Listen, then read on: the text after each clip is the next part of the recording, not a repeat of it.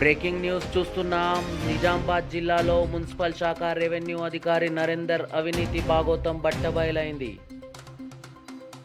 ఆదాయానికి మించి ఆస్తులు కూడగట్టాడన్న సమాచారం మేరకు అవినీతి శాఖ అధికారులు రెవెన్యూ అధికారి నరేందర్ ఇంట్లో సోదాలు నిర్వహించారు. గుట్టలుగా నగదును గుర్తించిన ఏసీబీ అధికారులు భారీ మొత్తంలో బంగారు ఆభరణాలు స్వాధీనం చేసుకున్నట్లు సమాచారం. ఏసీబీ సోదాల్లో పట్టుబడ్డ క్యాష్ విలువ 2,93,00,000 ఉంటుందని తెలిపిన అధికారులు ఆయన బ్యాంక్ ఖాతాలో 1,10,00,000 నగదును గుర్తించినట్టు పేర్కొన్నారు.